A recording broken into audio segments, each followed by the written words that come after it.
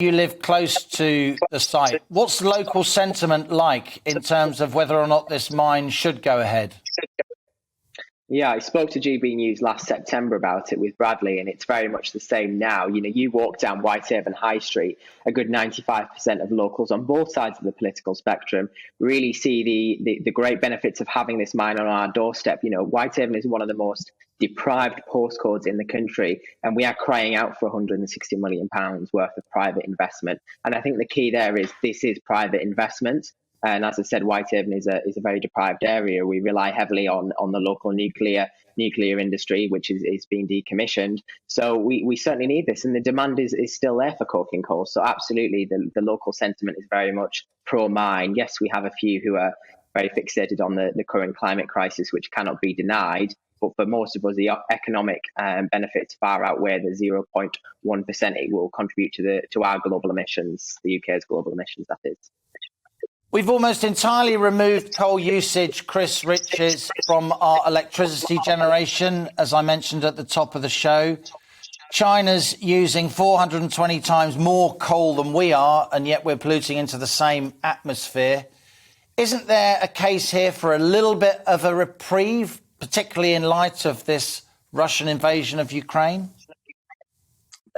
No, I don't agree, to be honest. I'd like to just touch on a few of the arguments that the previous panelists mentioned on jobs. This mine is going to create about 500 jobs, is what West Cumbria Mining says.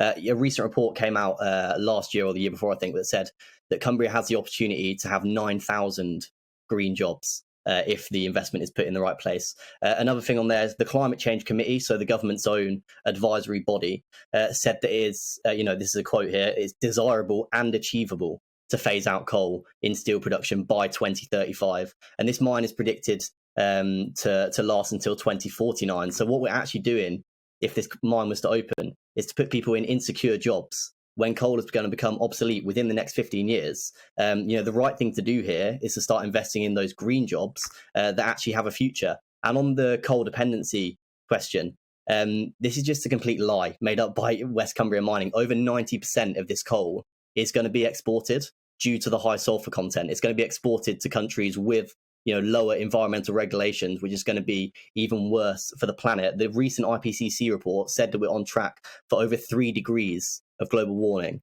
That is just catastrophic for so many people across the country, and we cannot accept having a new coal mine.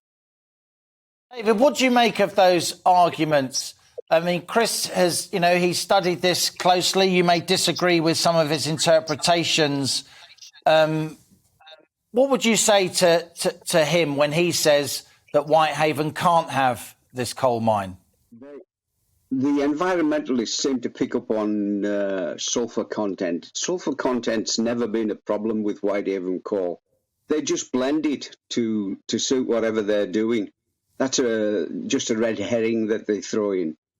The coal, you ask the relevant question, do we need the coal, yes or no?